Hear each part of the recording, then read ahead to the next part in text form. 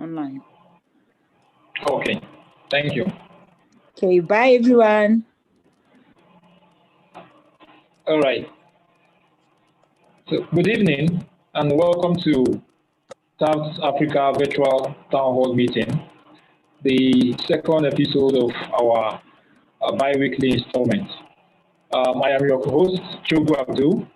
It's my pleasure to have you all joining us today again for what promises to be another insightful session between experts and thinkers drawn from across the continent. With me to discuss the theme, policy making, R&D, and 4IR in Africa, is a panel of thinkers and experts drawn from South Africa, Kenya, Uganda, and Nigeria. We hope today to push the discussion further, as this forum is intended to do, to push the discussion further for advancement in Africa. As a town hall meeting, we meet and we intend to create a public square where African thinkers can exchange ideas, deliberate on the issues of African development, and push the objective of progress of our continent further. So I will introduce our panel today, and we'll move straight into the discussion. Joining us from South Africa is Professor John Trimble. John Trimble is currently a professor in industrial engineering at Tshwane University of Technology. From 2015 to 2016, he served as Fulbright professor at TUT, that's the Tshwane University of Technology, while collaborating with South African Post Office on postal innovation. In 2003 to 2004, he served as a Fulbright professor in computer science in Zimbabwe. He holds a PhD in industrial and systems engineering from Georgia Institute of Technology and an MSc in computer science from Stanford University, both in the USA. He is the founding president of the International Network on Appropriate Technology, INAT, and has coordinated 9 international conferences on appropriate technology, all in Africa. Professor John Trimble, you're welcome to our panel. Thank you. All right. Next on our panel today is Mr. Ambrose.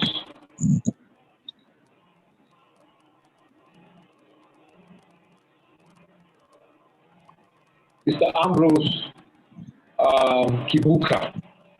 Ambrose Kibuka is a specialist in human performance systems, the art and science of bringing out the best in people. He is a passionate educationist and trainer with special interest in mainstreaming experimental learning for optimum educational and training outcomes. Ambrose holds a BA in social sciences from Makerere, and in the year 2000, he graduated with a master's degree in development studies from Uganda, from the Uganda Matthias University, and was retained as a teaching staff till 2005. While there, he also served as deputy director of the Center for Extramural Studies and Distance Learning, and later as the founding head of the Department of Good Governance and Peace Studies. He champions a number of initiatives that remain a hallmark of that university. At the beginning of 1997, he championed the establishment of KAMDA, or Kamda Community Secondary School, the first and now the only government-aided secondary school in the Mpata sub-country, a remote peninsula in Bukono district. Later that year, he was appointed the Pioneer Community Development Officer for Lugdi Catholic Diocese. In 2005, he embarked on a full-time career in the consulting business. He is currently a member of the Board of Trustees, as well as a member of the University Council at Kampala International University in Uganda and in Tanzania.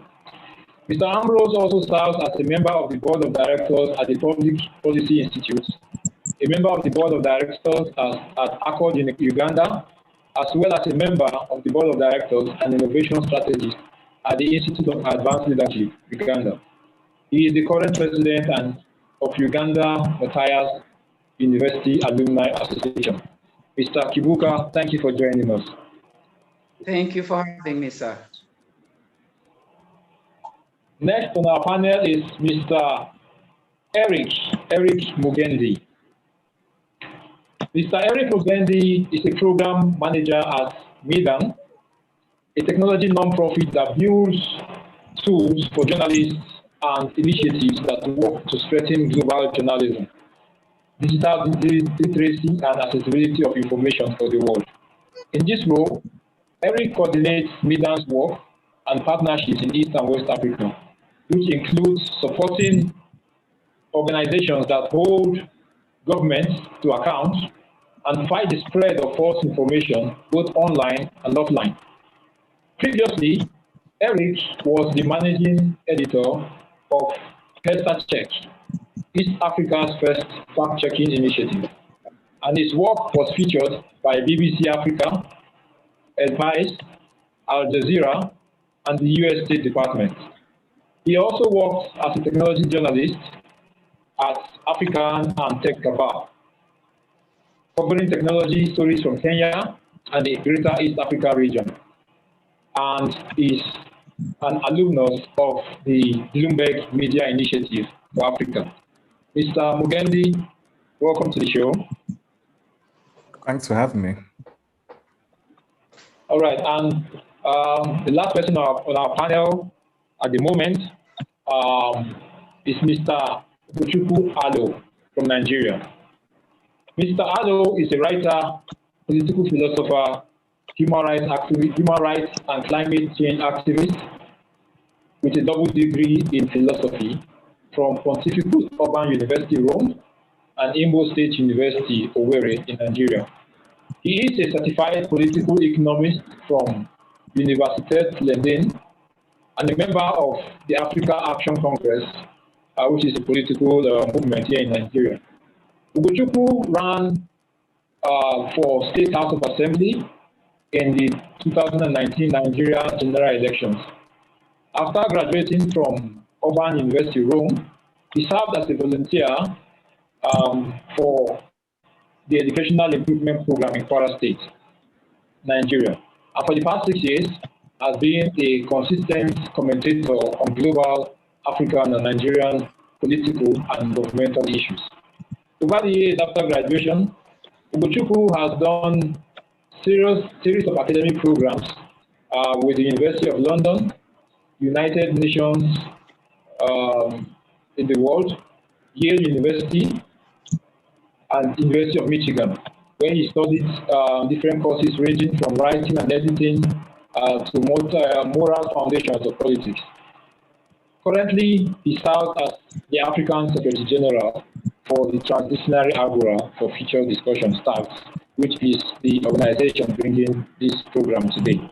Mr. Abdul, you're welcome to the show. Happy to be here. Okay, so thank you all for being on our panel. And I'm trying to see if my co-host is here. That's Claire. Claire, are you there? Yes, I am. Good evening. All right, good evening. So I'll be co-hosting this program with Claire. Claire, can you just say hello to the panel? Okay, hi everybody. Hi to the panelists. I'm not so sure if I should say good morning or good evening, but good day to everyone. And it's a pleasure being here. Welcome, Clara. All right. So we will be starting with you, Professor John Trimble. Professor, going by your profile, we see that you've been doing a lot of work in technology, and I presume that the concept of the fourth industrial revolution, 4IR, is something you should be very familiar with. So perhaps you should set us on course first by letting us know what your views are on the fourth industrial revolution. Professor. First, I'd like to thank you for hosting this program and for inviting all of us for, I think, a very important topic. The fourth industrial revolution is a concept that's quite often misused because quite often it's equated with artificial intelligence or Industry 4.0, and I'll make the distinction between the three.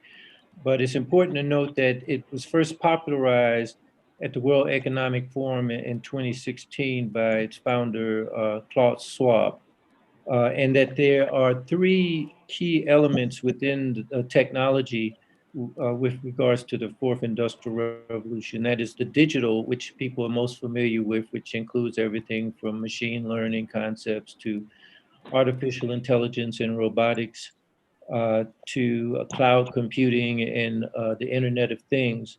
But it's also the second element, which is the physical, as he put it, which really dealt a lot with material sciences and the significance of like nanomaterials with regards to the future of technology. And the third rung was the biological, which included the issues related to the advances in genomic studies, to advances in cloning and also artificial organs, a range of things. So the idea behind the fourth industrial revolution is that it encompasses these advances in technologies that take it a leap over the third industrial revolution.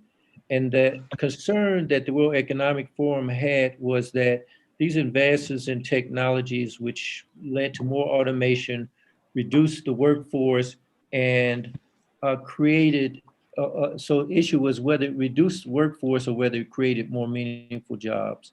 But to quote Schwab on this, he says, inequality represents the greatest societal concern associated with the fourth industrial revolution.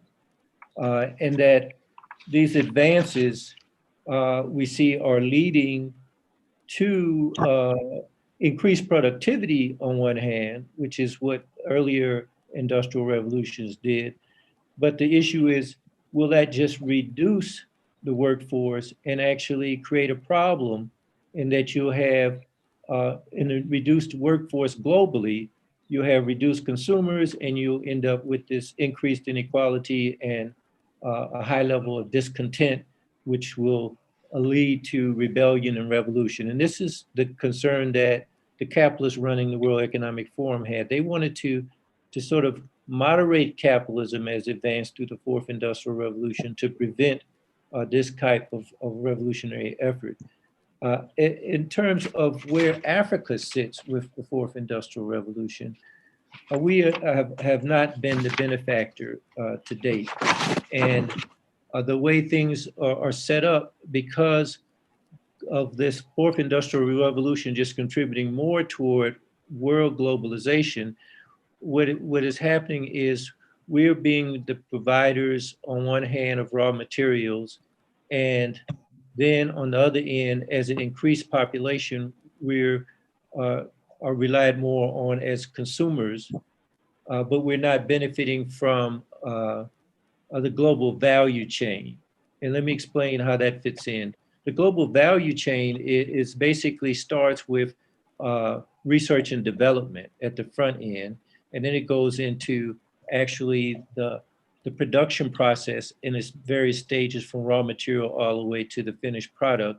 And then it deals with marketing and the support of any kind of product.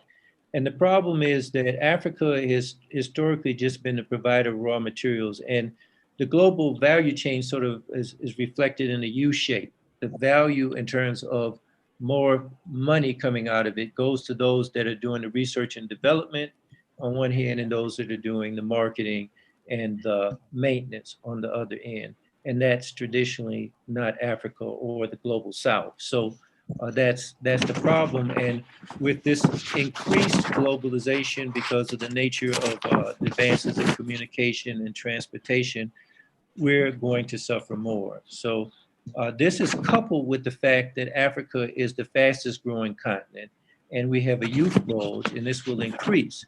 So what we have to look at is how do we move from this type of situation where we find ourselves sort of in a hole. We already have been divided into 54 plus countries against our will. And now we find ourselves in a situation where the advance of the fourth industrial revolution will leave us in a position where there's even more of a divide between the wealthy and the poor. The solution, I think, is obvious that Africa must unite and we must oppose the capitalist trajectory that currently exists. I'll stop now and kind of open it for other comments and questions. Okay, Professor, before I go to the panelists, I would like to pick up from something you just said. You are building on a narrative of globalization as an expansion of capitalism, and that going by that trajectory, Africa may still end up losing out in the fourth industrial revolution as a phenomenon within the continuum of globalization and capitalism. And perhaps Africa may need to upend the flow of things in the arena of capitalism and globalization before Africa may get some advantage from the fourth industrial revolution. But I would like to ask, apart from aside the economic approaches that Africa may need to adapt in making the best out of the fourth industrial revolution, are there other strategies in terms of research and education that Africa also needs to look into as a way not to lose out from the fourth industrial revolution? Well, one of the things you mentioned in introducing me is that I'm a president of the International Network on Appropriate Technology. I think one of the things that we can do, even while we are immersed in a global capitalist system, is that we can promote a technology that's more appropriate. And by that, we mean technology that empowers communities and people, technology that is local oriented in terms of drawing on resources, both human and natural resources within the communities, and technology that most importantly addresses basic needs in terms of the needs of the community, and that provides jobs. There's a mass amount of monies that are put into technologies that are not really to our interest. Example is historically the largest types of machines that existed from the 17th on through the 21st century have been ships. You know, and there's a massive amount of money that was put into that type of technology, and even today, is in order to extend colonialism, settler colonialism, and then imperialism, so that they have the massive navies, mainly the U.S. at this point, but earlier Britain played a major role. And so this was the nature of the technology that existed and continues to exist, even to the point that you hear now the U.S. talking about building a whole new branch of the military called the Space Force. You know, it sounds like Star Trek, right? But this is the massive amount of funds go into that. So as an alternative, we have to promote appropriate technology that focuses on providing basic needs. We know that there are over 1 billion people on this planet that don't have basic water and sanitation.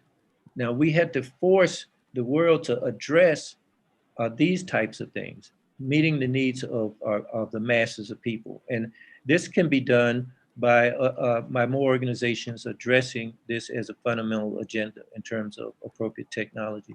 We, for instance, on our website have what's called Appropriate Technology Declaration that we invite people to not only visit, but to adopt as a way of lobbying and promoting that governments and agencies look more at the technology needs of the masses and force governments and agencies to spend more money on providing basic health, sanitation, clean water, energy needs of the masses of people, instead of the misdirected funds that are currently spent on a range of things from weapons to space adventures.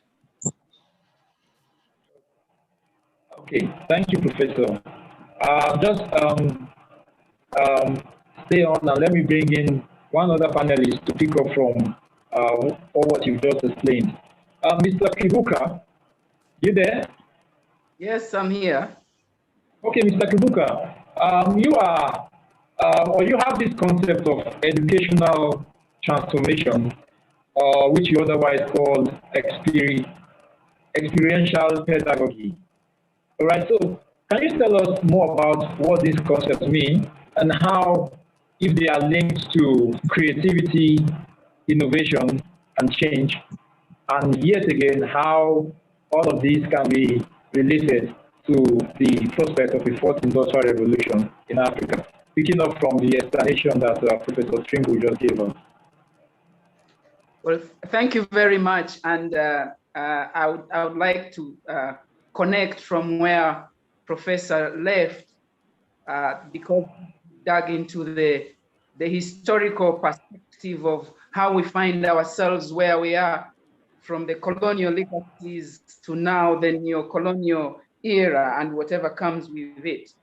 I would like to come from the perspective of contradiction that exists today. I think one of the most worrying crises, not only in Africa, but around the world, but particularly Africa is most affected because of the rapid population growth, is this whole phenomenon of the rampant youth unemployment, and particularly also graduate unemployment.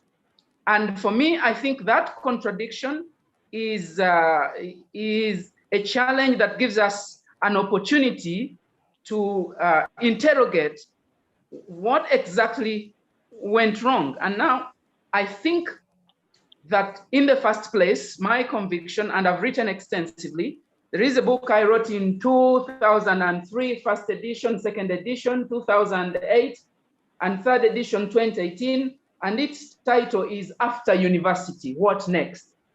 And in this third edition, I particularly have a new chapter that I created there, which doesn't exist in the previous two chapters. And that chapter is 54 pages. And its title is Understanding 21st Century Careers.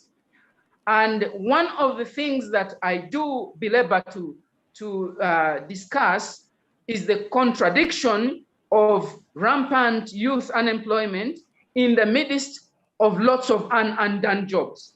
So that paradox for me is what thrusts me into being interested in how educational philosophy and educational methods are connected to the current predicament where Africa finds itself, and also more importantly, to the future of Africa, the Africa that Professor is talking about, that we would like to create an Africa where we are using appropriate technologies to confront the challenges we are facing in agriculture production, the challenges we are facing in energy, the challenges we are facing in industrialization, the challenges we are facing in water and sanitation and housing and urbanization and so on, because all of these areas definitely call for, among other things, the application of appropriate technologies. And you'll ask me the question, what is it then that is inhibiting us from, first of all, being able to produce these appropriate technologies and apply them to our context? And also, what is stopping us from distilling all these technologies, the continent, the excitement about the fourth industrial revolution, and the unselective consumption, you know, which is basically out of excitement in many ways. And I hear a lot of politicians spitting out jargons, which, you know, even they perhaps fail to apply or translate into practice. And so for me, what I see as a problem is that we have been fed and we are feeding our young population on an education that is inappropriate. Inappropriate, why? Not necessarily because of the content, like many commentators do argue, because many people, when they argue that we have inappropriate curricula, what they are actually talking about or referring to, they are referring to the content. And I come from the position that says, wait a minute, there is not much problem with the content.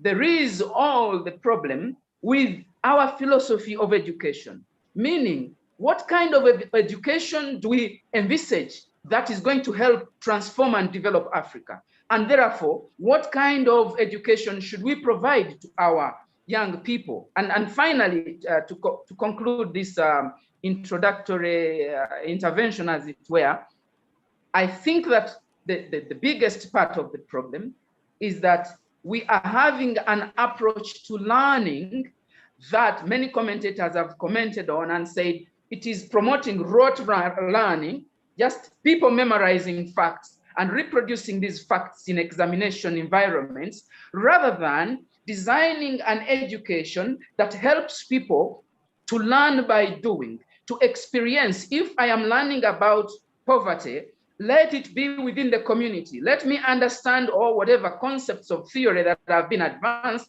within the dynamics of the slums in Katanga, in Kampala, the slums in Chivulu, within Kampala, you know, so that I can comprehend those theories and translate them into application within my reality. That is the missing link. So that's what fascinates me. And it's what has engaged me all the years in practice to figure out how do we embark on a paradigm shift in our educational philosophizing and practice that is going to help us produce people who are truly liberated and can make sense out of the things they have learned in the context of their immediate environment.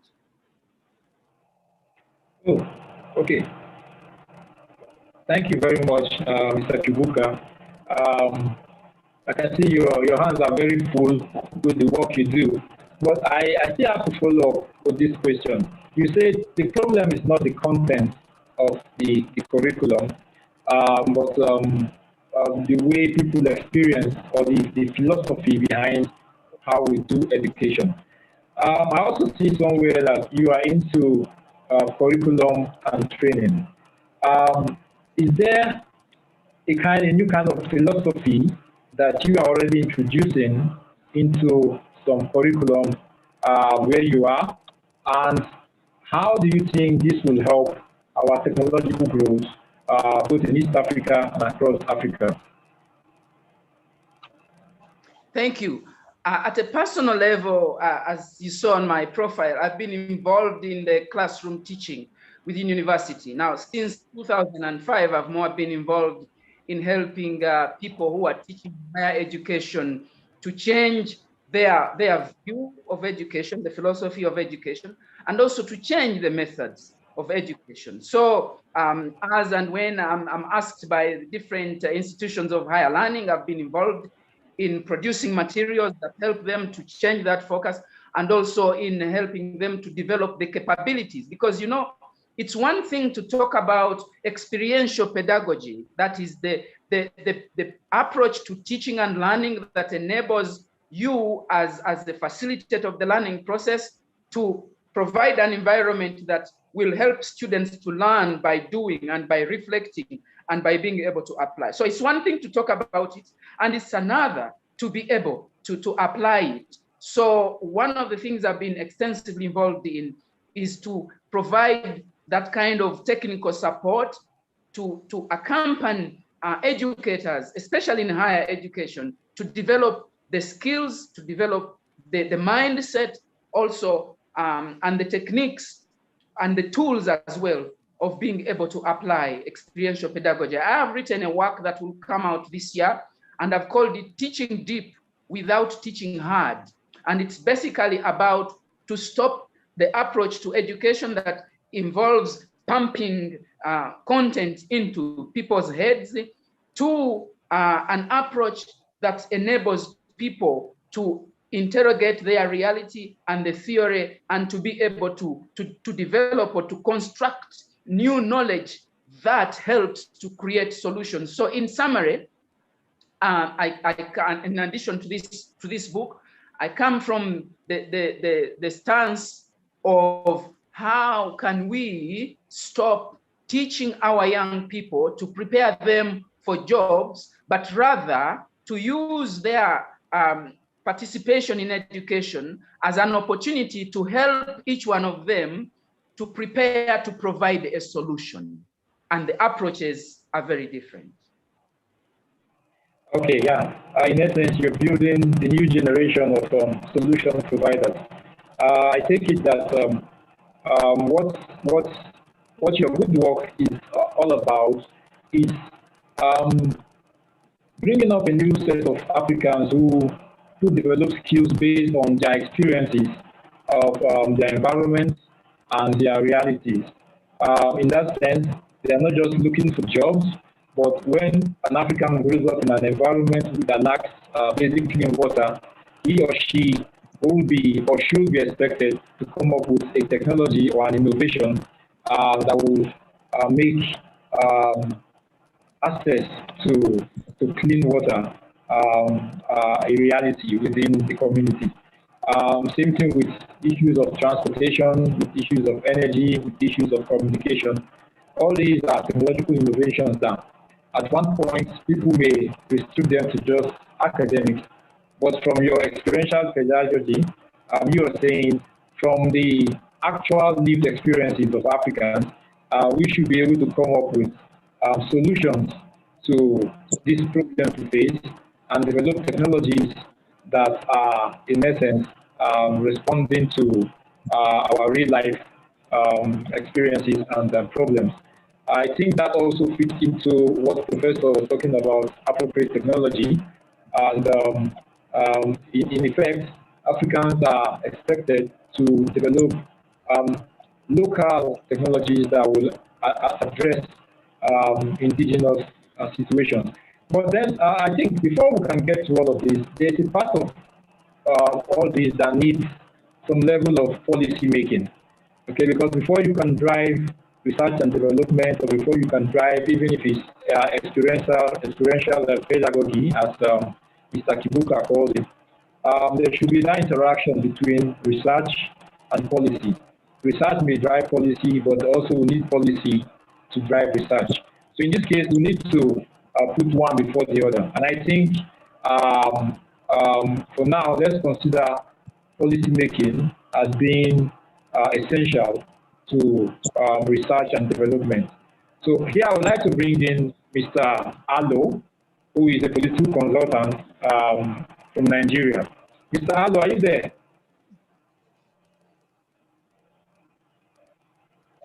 Yeah, I'm here. Okay, Mr. Allo, you've been following our conversation, I believe, and point where we're seeing how a new kind of educational philosophy, a new way of doing research, a new way of pursuing academic innovation, a new mindset generally is needed if we are to build new technologies or technologies that are also in line with the fourth industrial revolution, but that answer to unique African context. Now, if we are to have a new generation of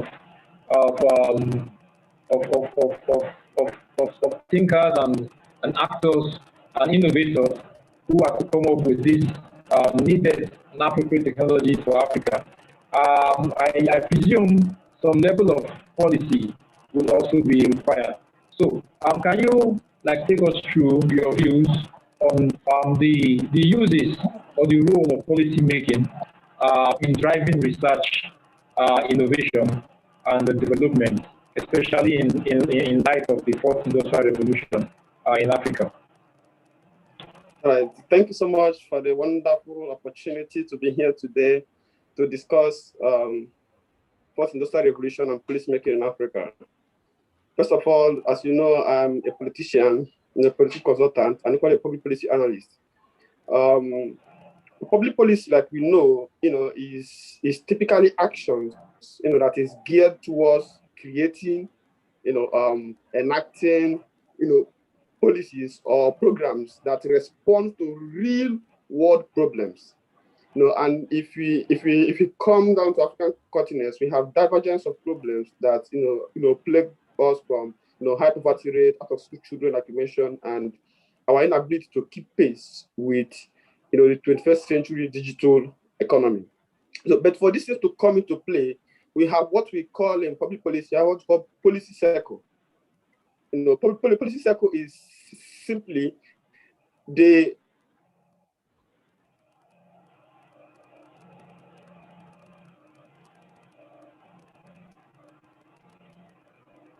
way through which policy has to go to before,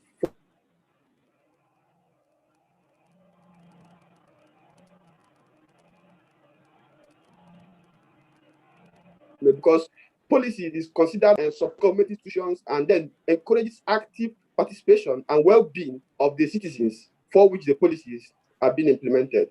So for some of the policies, you have to go through series of circles for it to happen. First of all, you have what is defined as the agenda setting. If you look at the AU, the African Union, we find out that we have the African Union Agenda for 2063, which aims to eradicate poverty and all that. Look at the SDG, we see these are policies that are being enacted for particular aims. So, but if you come down to Africa, the question is, what do we have in Africa?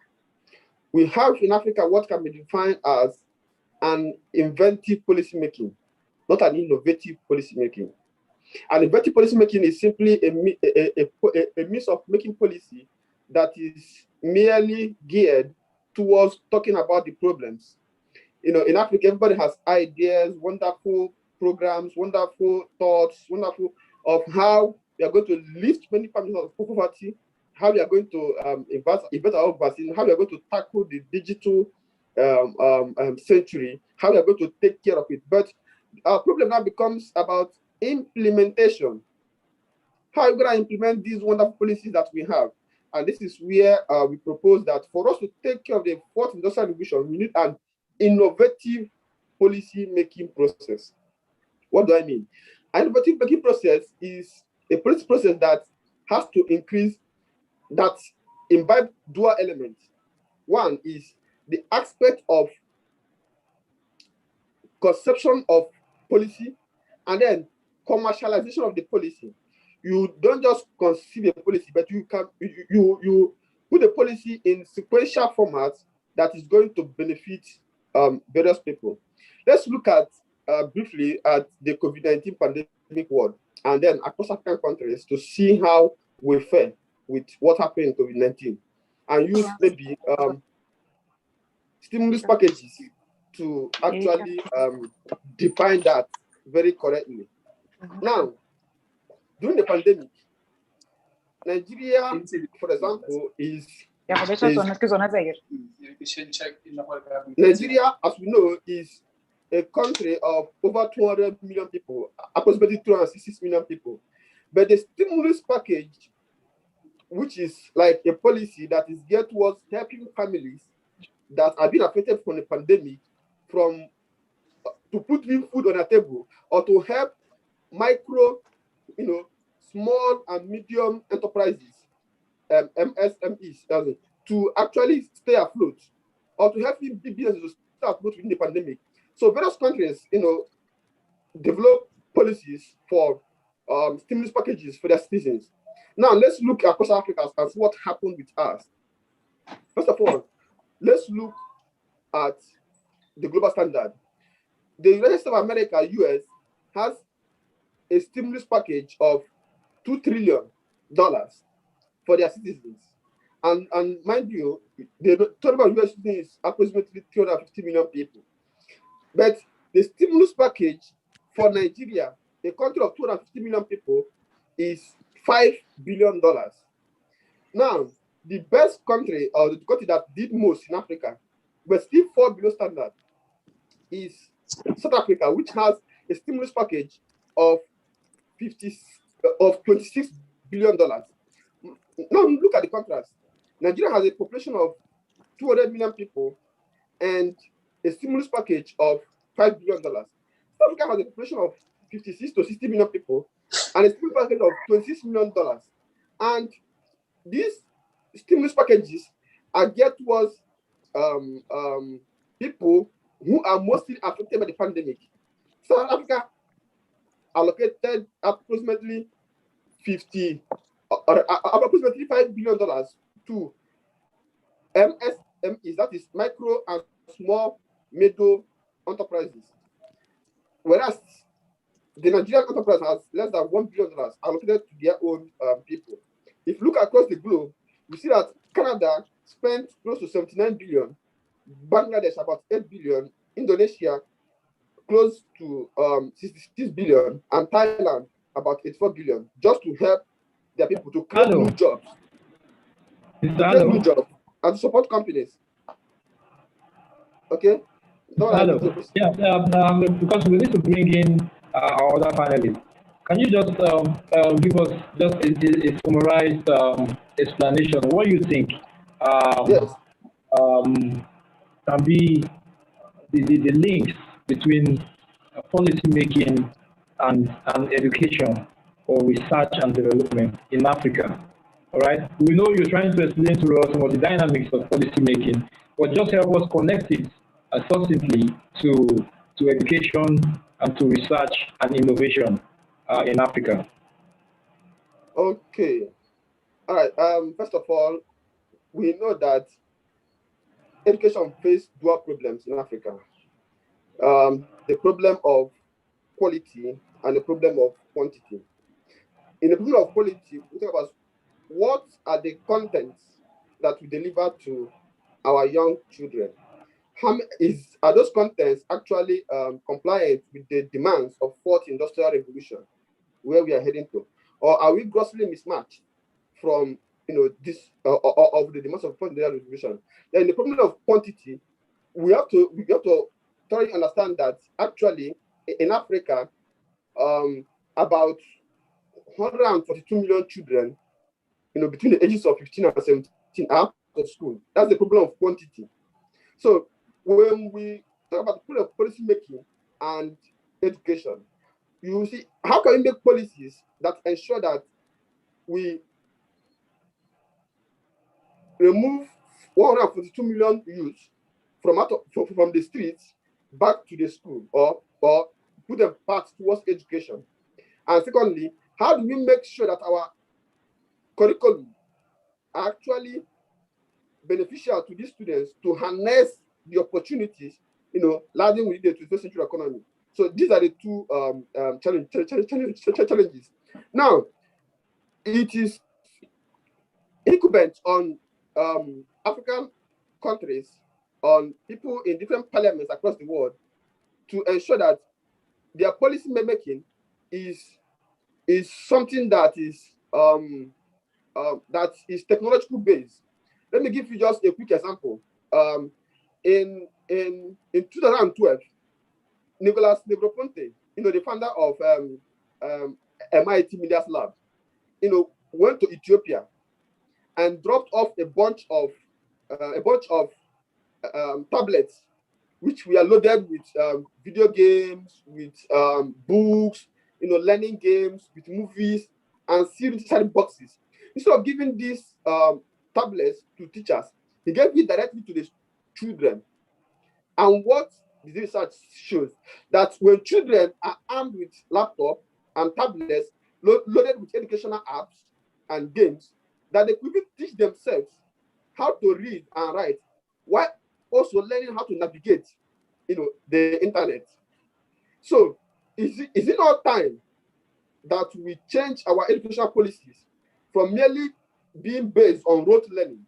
That is, a teacher comes and then reel out ideas or whatever he has to children, to a means whereby we embrace technology and bring our children forth into it, to ensure that this 142 million people that are out of school have access to both the internet and those tablets to learn faster, teach themselves, and equally, empower themselves the capabilities to translate them into economic value that will generate or increase the GDP of the African continent.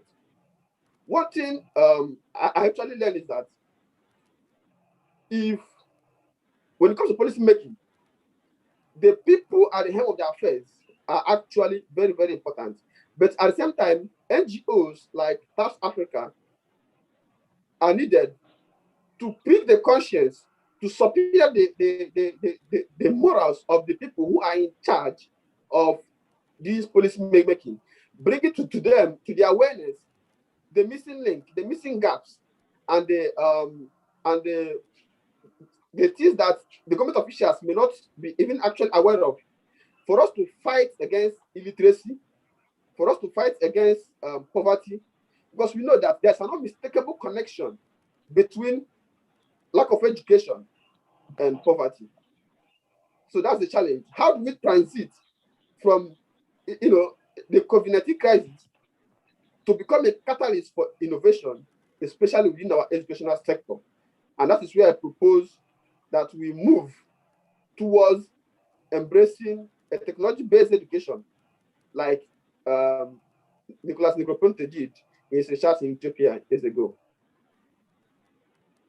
Okay, thank you, Mr. Allo. And I would like to quickly move on to the next panelist. But please hold on to that thought, Mr. Allo, because we'll come back to you at some point, and I would also like some of the panelists to respond to some of the points you made. But at this point, I would like to bring in Mr. Eric Mcgandy from Nairobi. Mr. Eric, are you still there with us? Yeah, I'm still here. Okay, we've been talking academic innovation, we've been talking policy, but at this point, we really need to talk about technologies themselves, as in those who are working on these technologies and the kind of news and events that we have around these technologies, particularly in Africa. You work with Medan. Can you please tell us, please, what the work is that you do at Medan? All right, so I work as a program manager for East Africa and West Africa at Medan. So basically that means I sort of create opportunities for these organizations to do their work better, both by making tools available for them, so technology tools for them to hold governments accountable and increase access to information.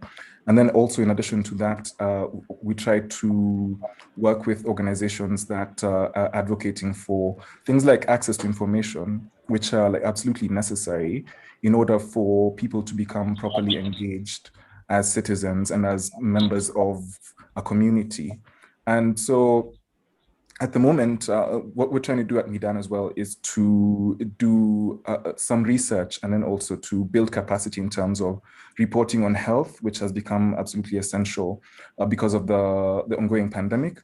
And then also in breaking news situations and in situations where there's this thing called an information vacuum, where people may not necessarily have access to the necessary information they need to take certain actions. So we've seen this happen a lot in instances where there's elections happening, or in situations where there's government actions that are putting pressure on civil society, so the flow of information becomes hampered.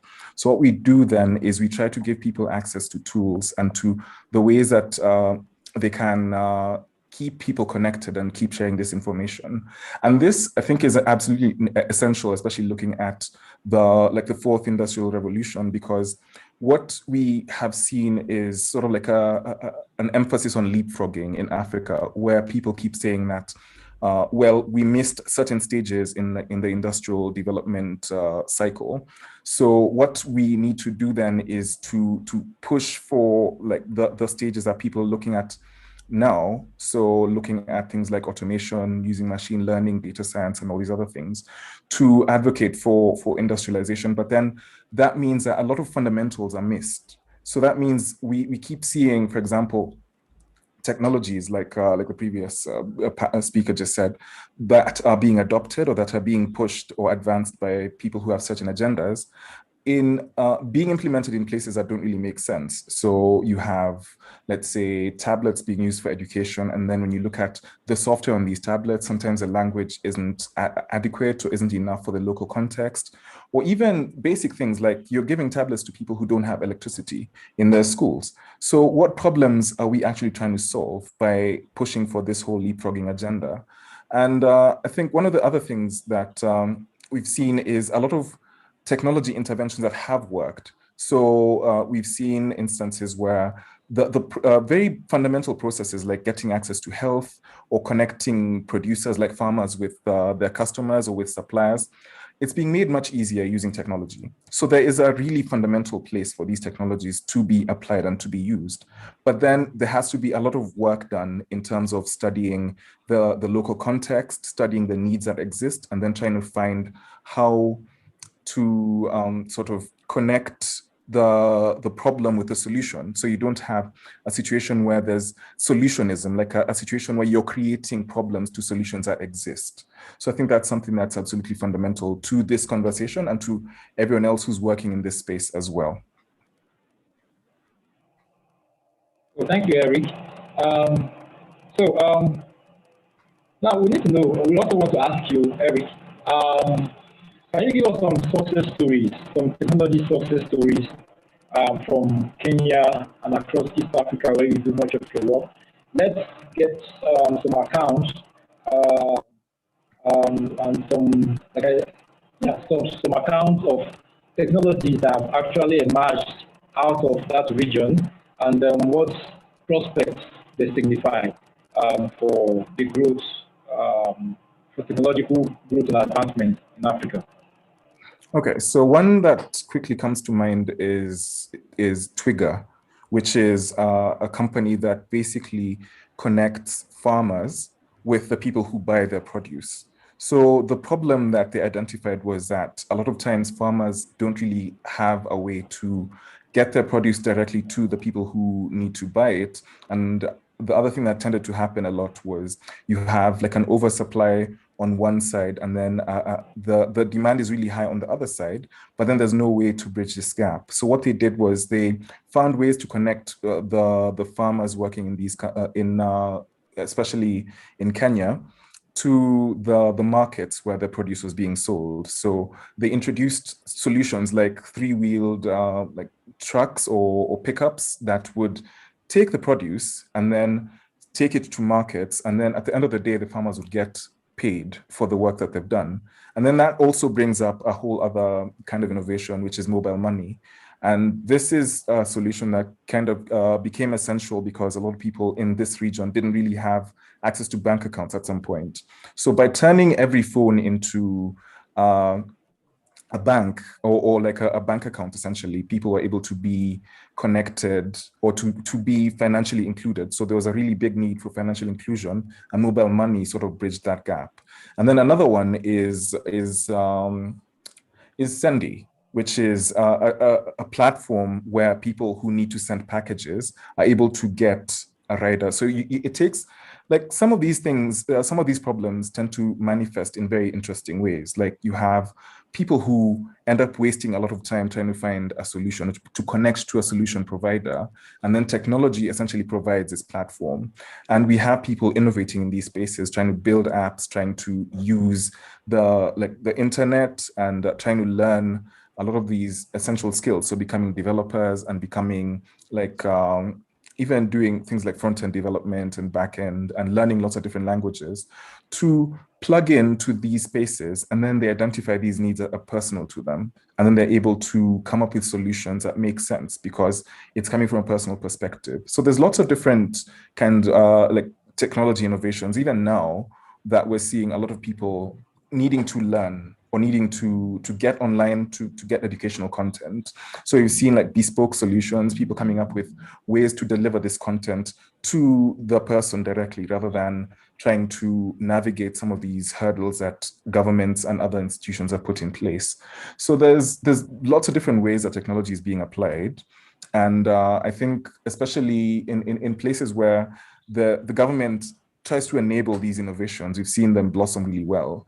But in other instances, we've seen governments try to come in and try to regulate these spaces. And the way governments tend to work is they can be very monolithic, or they can be really hard to overcome. So what ends up happening is you have people who try to innovate within these spaces who get frustrated. And as a result, you find like this kind of contributes to a really big problem on the continent, which is brain drain, where you have all of these skilled and talented people who are getting frustrated by their local situations and they're not able to overcome these hurdles. So what they opt for is just packing up and leaving and finding a favorable environment. And once they get that favorable environment, they build things and those things actually thrive. So I think the main thing, or the main kind of conversation we need to ask ourselves is not how can we like innovate ourselves out of these problems. It's what solutions are coming up, what solutions are we trying to cultivate and grow so that people actually get a chance to sort of plug in to these economies and to some of these situations where the solutions are really welcome. And the other thing that we also need to ask ourselves is, are we really like collecting the right data and the right information? Because that also kind of gives us a way to like collect the metrics and make sure that we're not just doing things for their own sake, but we're also able to keep track of where we're coming from and how much further we need to go in terms of innovation. Wow. That's a whole lot of impressive stories coming out of your region. We here in Nigeria, we always hear about Silicon Savannah and several other technological trends coming out of East Africa. So I'm not surprised with these several instances you're giving. I believe there are still many more that with time you would fascinate us with them. So thanks for these ones you've told us so far. And I will encourage as many as are listening to check out some of these innovations coming out of the region. My co-host Claire has a question for the professor. Claire, you want to say something? Yes. First, I'd love to say a big thank you to all the panelists. Thank you, Mr. Mcgandy. I love the way you explained your role at Midan.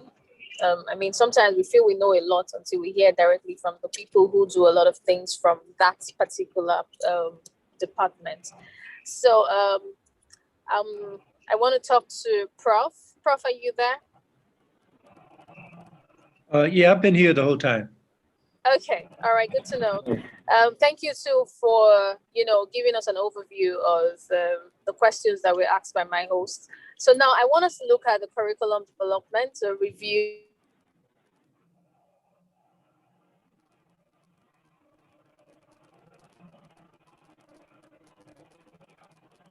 Okay, I didn't hear the last part of that. Curriculum development review. And the 4IR in Africa Enlightenment. Hello? Yes. Can you hear me? Yes. Okay. Did you get my question, please? I just heard you mention curriculum development, but I can take it from there in that I think the key thing is the decolonization of education. I think my colleague hit on the one point in terms of experiential learning as being key. And I'll give you two examples of where I think it's done right and where it's done wrong. At Howard University, where I taught for almost 20 years in Washington, D.C., to them, experimental learning in our computer science department was linking up a senior project with some company, usually large multinationals. In contrast, when I visited the University of Havana in Cuba, all the students there in their computer science departments were linked into either schools in the community or community organizations where their senior projects were using computing apps to help in terms of real life experiences in the community. And it was facilitated by a government, the socialist government, who had their eyes on in terms of how to assist the people. So a lot of it in terms of curriculum development does center on the emphasis of the school, of the country. But let me share a couple of examples. In 2006, I was the Dean of ICT at a new university in Rwanda, Umutara Polytechnic University. So I had the opportunity to actually develop the curriculum. And with that in mind, I insisted on three courses that I wanted all students and all the faculties to take. That one was critical thinking. The second one was developmental studies, and the third was appropriate technology. There was pushback, so that in fact, I ended up having a course in my faculty that dealt with critical thinking and appropriate technology. But because other deans and the vice chancellor, social vice chancellor, were so set in mimicking the Western curriculums that they said these are courses that are not part of what's being taught in the UK and the US. They did not see the necessity of decolonizing education. Similarly, when I was at Howard University, I developed the PhD program in computer science, and I insisted that all the students all of my doctoral students take a course called Socially Relevant Computing, where they had to justify their research, explain the social relevance of it. Because what was happening there and in most universities, the research that our students were engaged in was based upon the research agenda of the country, which largely was dominated by the defense industry.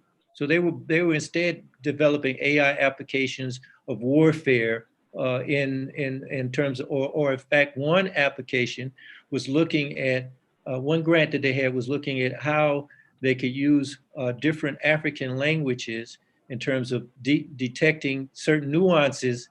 And this was being funded and used by the CIA.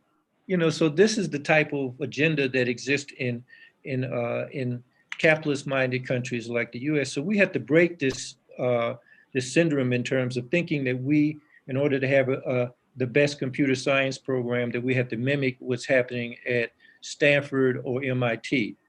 You mentioned MIT. When I was at Rwanda, the one laptop per child is the project that Negroponte was pushing, and it actually had some value. They instituted in Rwanda in terms of distributing computers, over 1 million computers to children there. Now that's been outdated because now tablets are being replaced by laptops, and it's much more easy to maintain a tablet than it was those particular unique laptops that they had.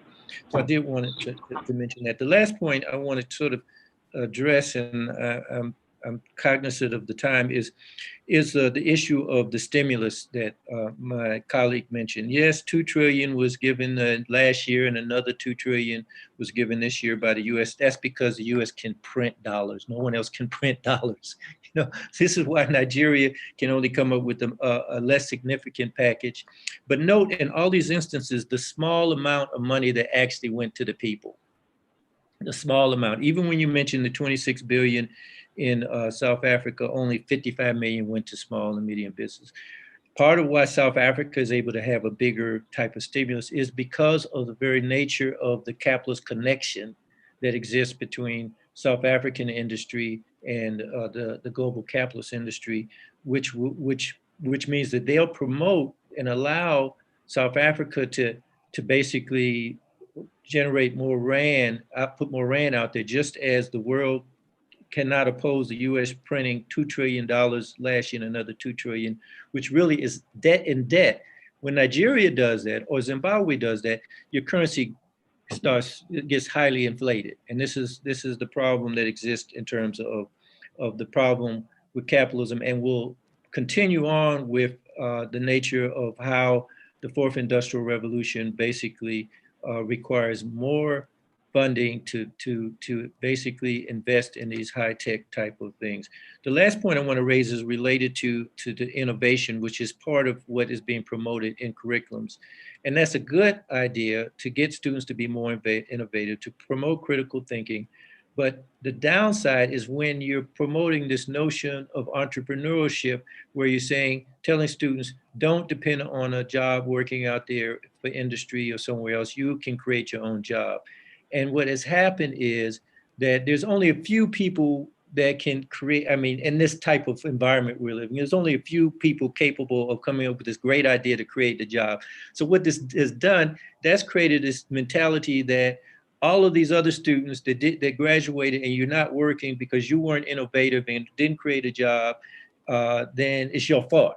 It's your fault. This is blaming the victim. And this is a very dangerous thing that has been instilled in a lot of the curriculums across Africa now, that is saying that we have to create our own jobs. So I think this is something we have to look at, particularly as it relates to policy.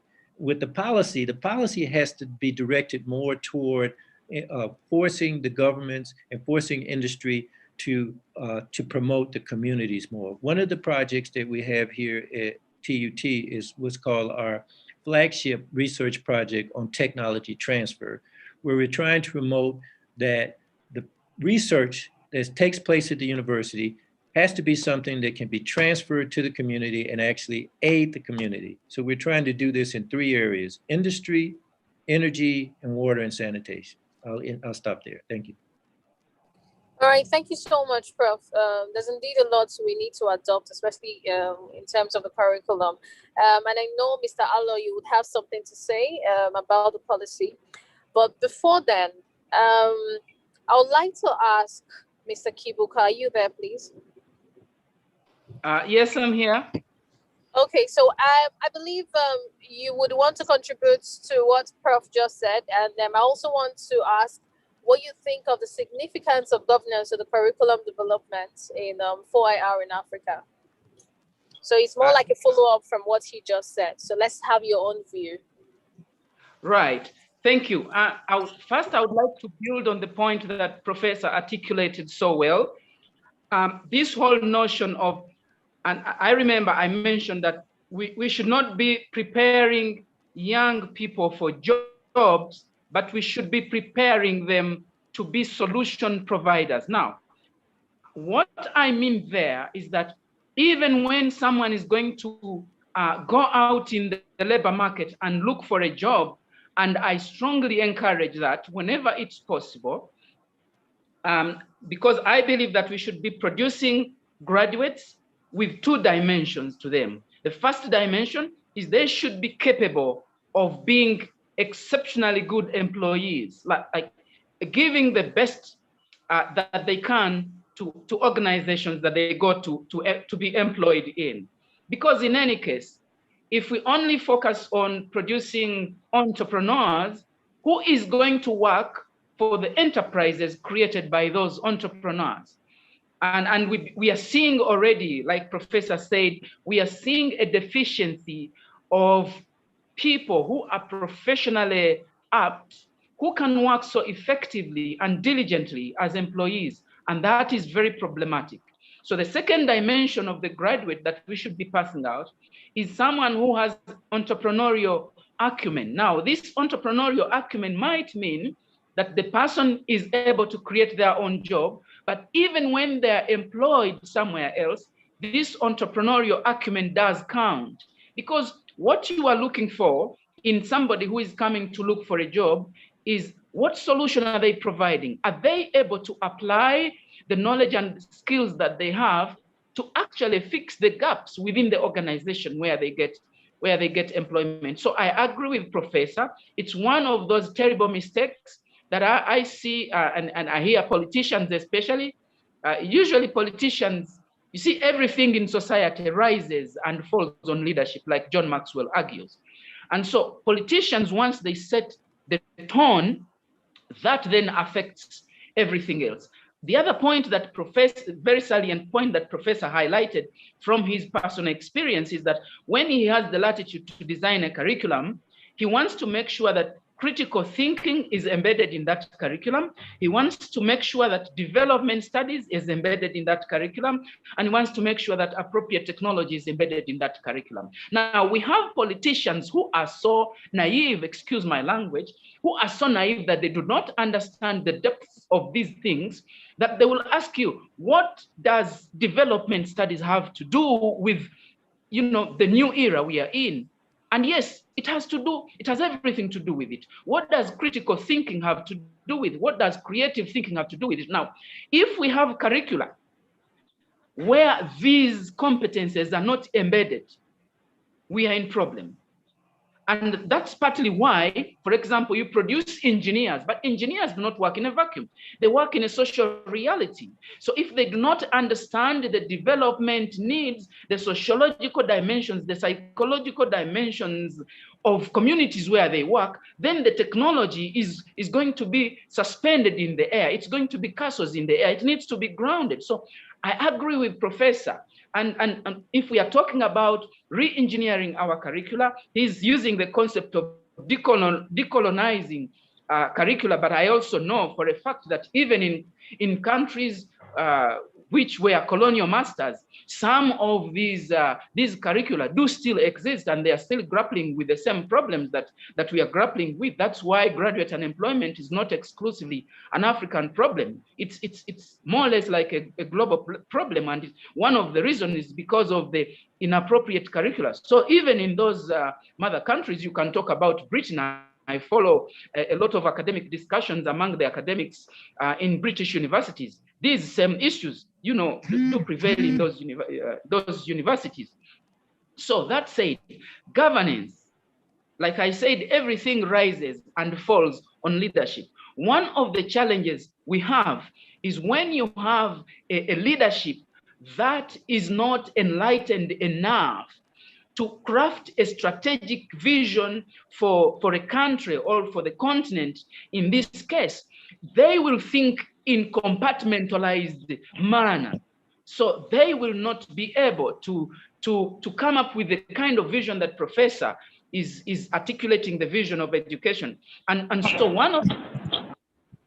I think one of the challenges that we have, you know, in these kinds of discourses is how can we help the people at a governance level, whether you're talking about governance at institutional level or governance at the national level. Everything rises and falls on leadership, I'll emphasize. So that's where I think the biggest challenge is, because once the people in governance have figured out the vision that is empowering enough, then everything is going to cascade down very well. So we have homework to do there. I'll stop there for now.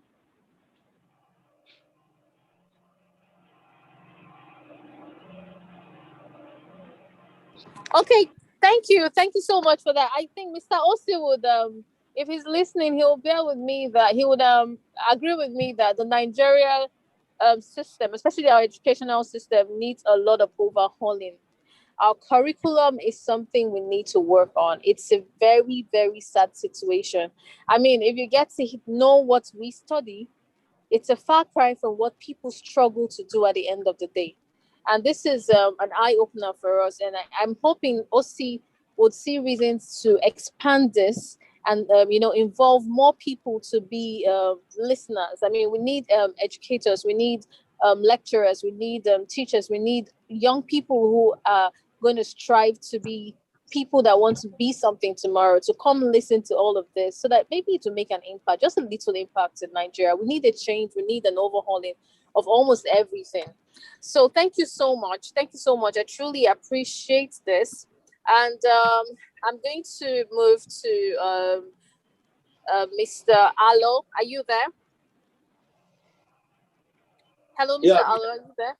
Okay, Yeah. so I want to ask you, what do you think about the factor of politics and governance in Africa in either hindering or stimulating research, innovation, and the 4IR in Africa? Okay. First of all aspects of society is like a harmonious whole. You know, aspects of society are actually embedded and concatenated with one another. It's not something that is kind of in isolation.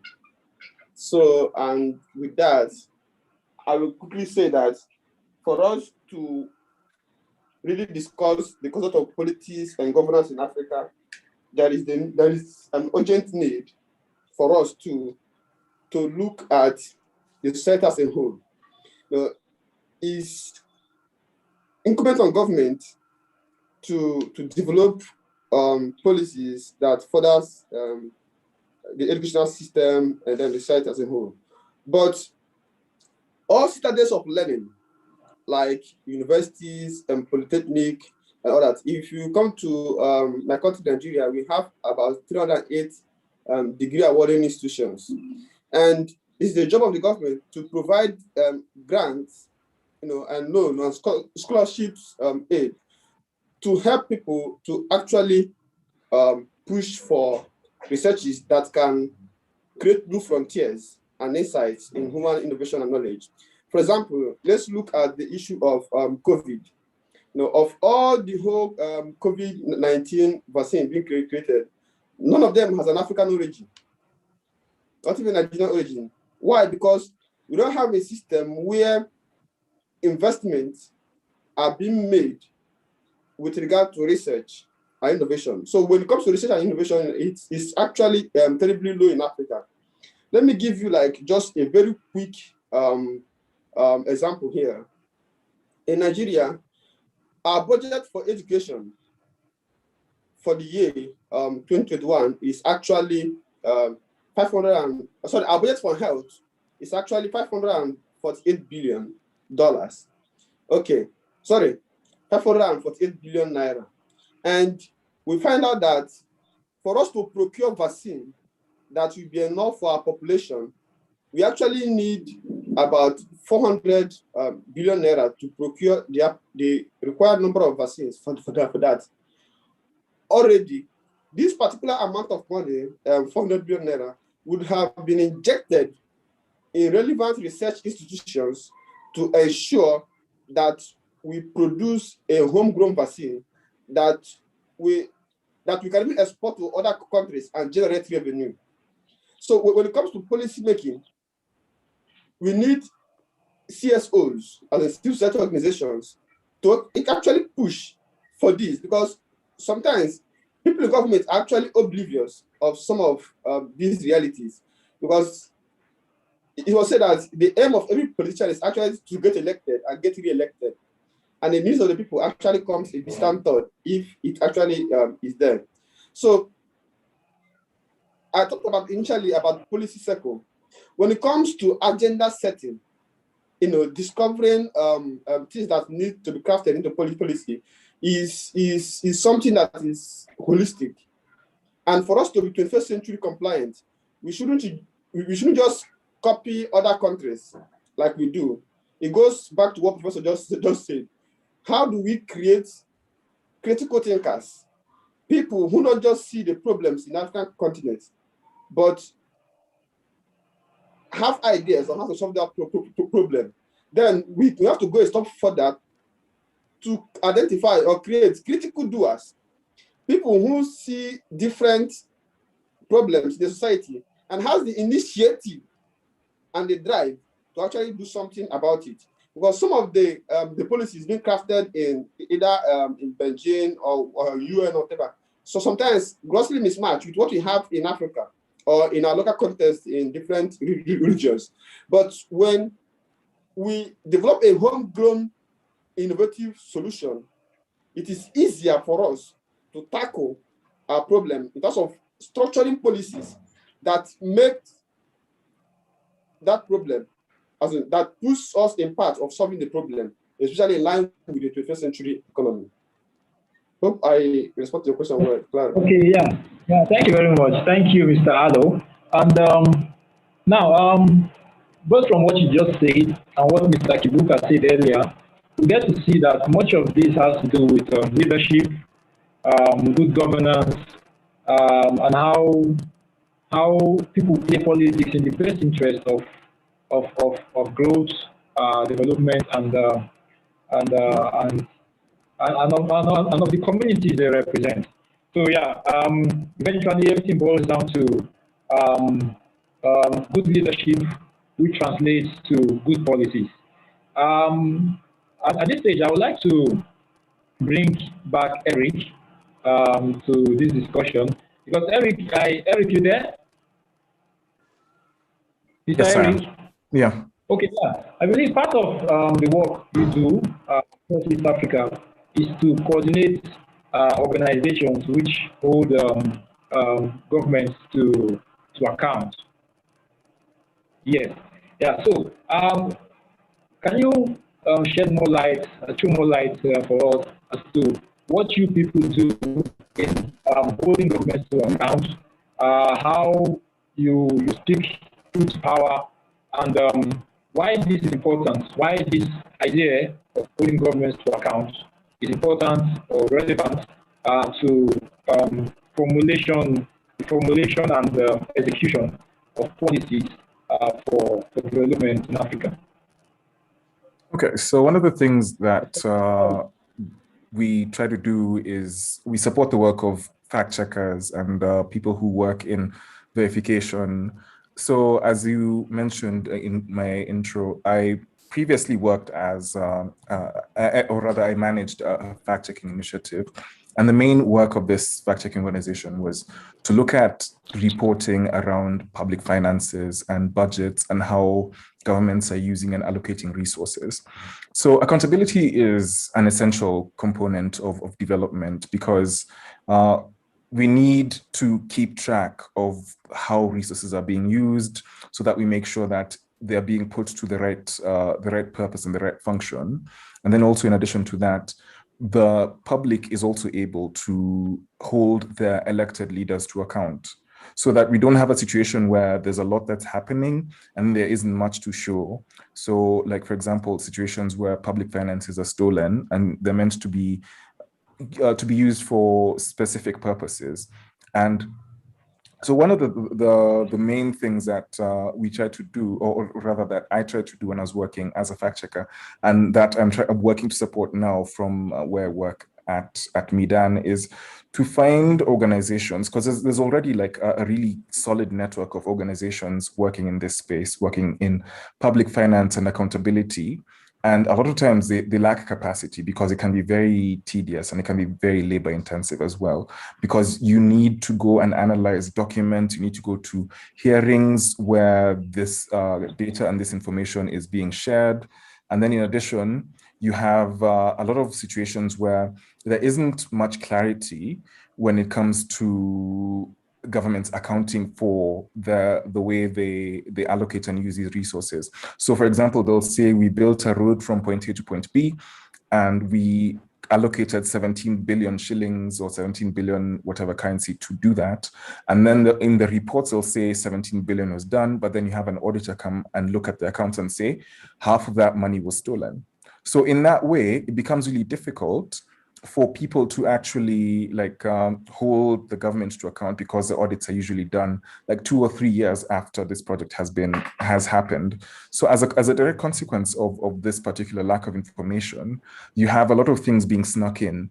Like people will sort of pilfer these public resources in ways that will affect development in the long run, because you have money that's meant for, let's say, learning programs or schools or even supplying electricity, and that money is being stolen from the source. And then the school, or like if in this case we were trying to check our capacity for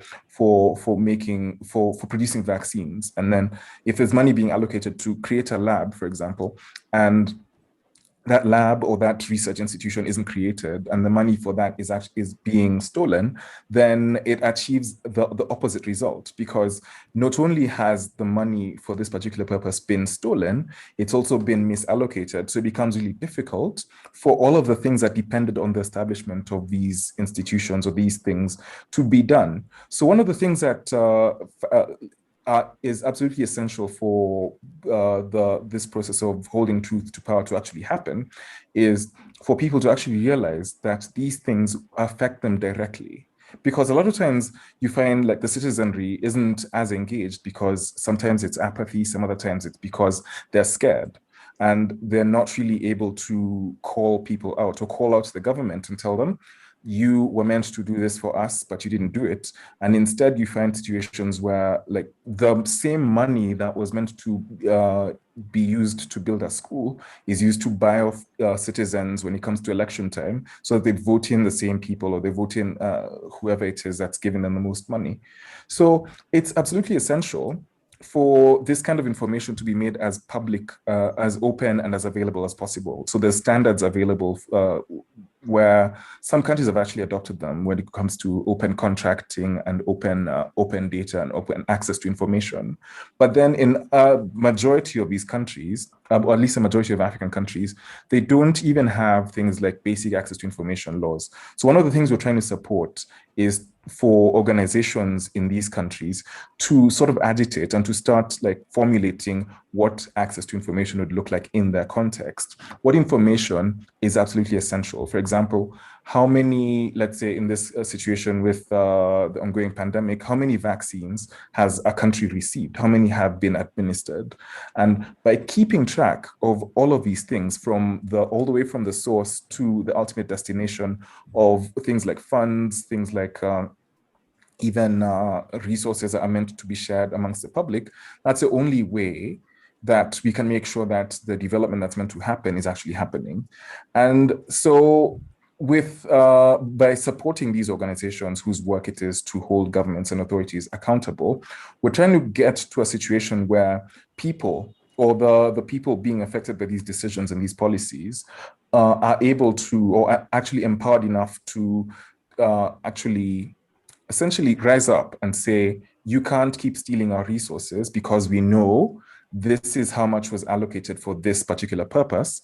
And if you look at the quality of work that was done or the type of outcome that was achieved, it's not equivalent to the amount of money that was put in. So you can use that as an actionable point of information and say, because we know this is what we got and this is what the expectation was, then that's where we can start to agitate and hold people to power. So it's absolutely essential for these things to become much more mainstream. So that's what we're trying to work towards, to mainstream things like access to information and governments actively and proactively publishing data. Oh, all right. Thank you so much, Mr. Eric, for that very insightful presentation. There's so much to unpack in what you just said. But in summary, in Africa, we need good governance, which are expected to drive good policies. And for this to happen, we need strong institutions that will hold those in government accountable.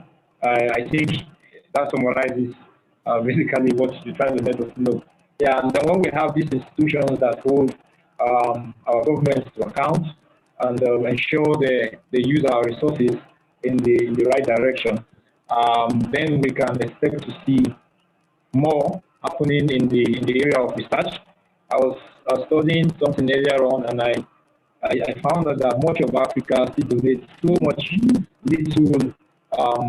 little revenue to research, and I wonder how one would expect research outcomes to come out of a continent where little money, little resources are actually committed to research. So it's part of what strong institutions need to do to ensure that governments are putting the right resources into research for capacity building and to ensure that the research results are scaled up to commercialization and utilization stages. So thank you very much for that presentation.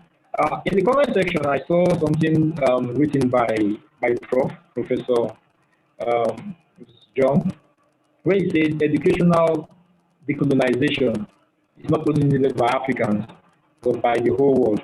I would like to bring in Prof. Briefly, Prof, just a minute or two. Can you explain to us what you mean by that comment? Yes. What has happened is, and we're, I think, all saying this, is that our educational systems, we're mimicking the West, we're mimicking the capitalist model, and we're holding universities like Cambridge and MIT as our models in terms of both the curriculum and our research agenda. We need to look at decolonizing Africa and the global South, and part of that is to decolonize the education. But at the same time, our curriculum that we use in terms of decolonization should be what we impose or what we advocate for the world. For instance, the technology curriculum is largely been evolved around conquest mentality, is what I call it. The conquest mentality, both in terms of how they've gone about arms, but even the notion of the mining industry, in terms of just ripping the resources out of the ground. Example, one of the tourist attractions here in South Africa is called the Big Hole. This is a site where they claim is the biggest man-made hole because they've extracted so much gold from it. This kind of conquest mentality is so rampant that that is across the curriculum in terms of how they even approach things. So we need to redefine the curriculum, not just for Africa, but we need to make other countries realize that this is the curriculum that is more humane, that is directed toward advancing the welfare of the planet as well as the people. Thank you. Thank you, Professor. We're running out of time, so I have just one last question, and I would like to direct it to Mr. Ambrose Kibuka. You there? Yes, I'm here, sir. Okay, Mr. Kibuka, in your profile, it says that you are involved in some work and ideas to imbue innovation culture in every organization and nation across Africa. I know this may take, it may require a lengthy explanation, but we don't have that much time. Can you just summarize for us in a minute or two what this work is all about, imbuing innovation culture in every organization and nation across Africa? Okay, that is basically based on a notion that I discussed in one of my manuscripts, and I've given it the title Innovation Epidemic. And my argument is that I use the work of Malcolm Gladwell, The Tipping Point. In that book, The Tipping Point, Malcolm Gladwell advances a concept of epidemics. He studied biological epidemics and juxtaposed them with social epidemics and realized that epidemics do carry common characteristics. And so he was basing on the characteristics of biological epidemics and their attributes to advance a way of how to create social epidemics. A social epidemic, meaning how do you make an idea go viral and actually have an impact in a similar fashion as a biological epidemic like diarrhea or HIV or whatever it is can have. And so I use that concept of Malcolm Gladwell, and I developed this model of how to make innovation an epidemic across everything that we do in Africa at organizational level, at institutional level, and at a national level. Because my argument is that in the 21st century, continuous innovation has become the ultimate source of sustainability and competitiveness. And that any individual at a career level or organization or even nation that does not succeed at creating or developing an innovation culture will definitely join the dinosaurs of the 21st century. Will become extinct. And so basing on that, I advanced this model that we can use to imbue an innovation culture, because innovation has to become our way of living and doing things, continuous innovation. If Africa is to surmount the so many challenges that we have, and vis-a-vis the rapidly growing population, so that we may be able to churn out solutions that help us to catch up with the economic needs, so that our economic development is able to be at par or to actually exceed the rate at which the population is developing. And finally, my argument also in that concept is that what Africa needs now is not innovative leadership. What we need is innovation leadership. I'll explain briefly the difference. We have had an overdose of leaders who come into office, whether at government level or in institutions, with this characteristic African big chief mentality or village chief mentality. The guys who come into office thinking that they have the solution and their idea is the most innovative one. And so it is what will have space at the table. And we have ended up with leaders who disappoint us because they close all the avenues for other people's ideas to find the space at the table, and we get stuck. So my argument is we don't need innovative leadership. What we need most is the kind of leadership that will champion innovation, meaning the leadership that will provide the right environment, build the right ecosystem for innovative ideas to emerge, to flourish, and to be nurtured so that they can be productive for all of us. And you know what is interesting? We are over 7 billion people in the world, and nobody is exactly the same as the other. Africa at the moment is about 1.2 billion people. By 2030, it is projected we will be about 1.7 billion people. Imagine 1.7 billion people representing 1.7 billion heads, 1.7 billion hearts to commit, and double that, 1.7 times 2 billion hands to work for this country. So if we can have leadership that sees its role as that of providing a conducive environment, an ecosystem that enables everybody to dream and to contribute, because everybody unpredictably counts. So how can we tap into that resourcefulness of every African to make this a better continent?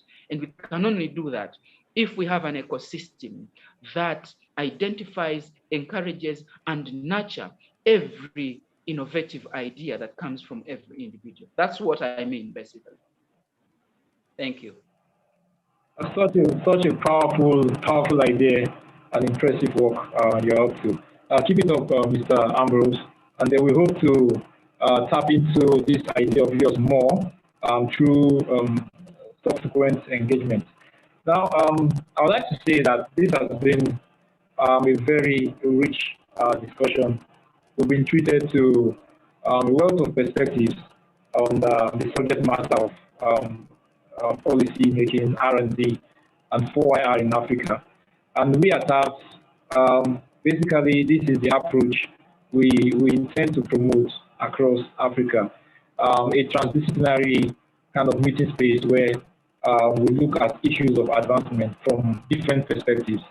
That said, I would also like to announce that we have a book project which we title Africa and the Fourth Industrial Revolution, a multifaceted approach. And I would like to intimate with our panelists and our audience about this book. Eventually, most of these conversations we are having will flow into what that book wants to achieve, as well as a conference that will take place as part of the launching of that book. The many perspectives we've received here today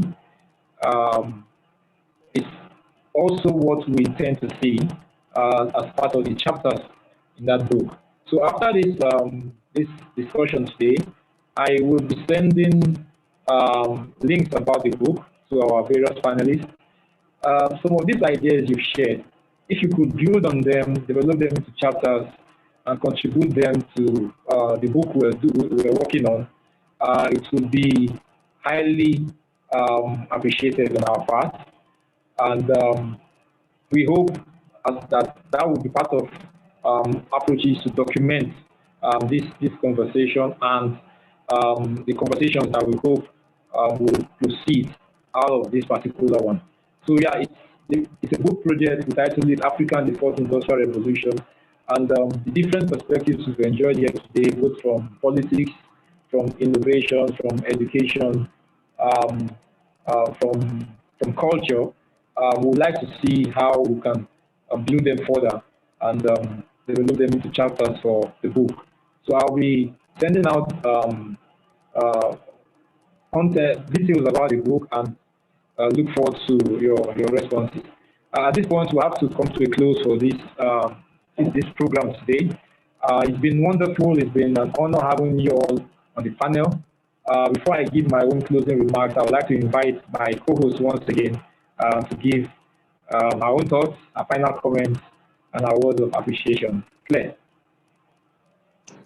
Yes, I want to say thank you to everyone, most especially Mr. Osi, for deeming it fit for me to co-host this event. I was in the hospital while we were talking, and I'm just trying to catch my breath, but it's fine. I'm happy I participated in this event, in this program. It was really interesting, and like I said earlier, I hope we will be able to expand this and not just have the panelists, but also have a number of people who can benefit, greatly from this, especially from my own country. I will speak for my country because this is where I've been all my life. And I can tell you categorically that we have a lot we need to learn, especially when it comes to our educational system. The curriculum is something we need to work on. I know this for sure. And I know I will be able to spread the word that I have learned here. And I'm so happy I met with Prof. I'm happy I met with Mr. Kibuka. I'm happy I met with Mr. Ambrose, Mr. Alo. I think they are not here again. Oh, are they still here? Yes, I think they are. Miss Brenda, thank you so much. And of course, to my host, Mr. Chogwu, you've been amazing helping me at the back. Thank you so much. Thank you, everybody. Thank you, Clara. All right. Okay, so thank you. I don't know, any final comments from panelists? I want to thank the host, and I think this is a good endeavor. I hope that I'll get the links to your future sessions so that I can be part of the audience. And I look forward to your book. I have to leave now, so I also want to thank my fellow panelists, and hopefully you'll share everybody's email so we can link up. Organization makes the difference. Thank you. Yeah, Thank you, been a Professor. fantastic Thank you. conversation. I really enjoyed it.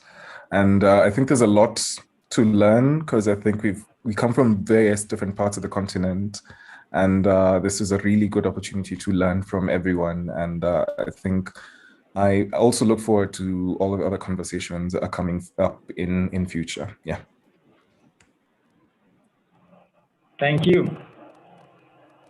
Yeah, thank Mr. Kibuka. Very much. Greetings from Uganda here. I'm right here in Kampala, and I know that many people have been following the conversation, and this is just the beginning. This is the kind of conversation that we need to have to take Africa to the next level without forgetting the specific context of countries. Thank you so much, the organizers. I look forward to having the emails of every panelist and the organizers so we can keep the conversation rolling. Thank you. Thank you. Mr. Alo? I thoroughly enjoyed the program, and frankly speaking, I learned a lot, and there's been an improvement in the way I see things.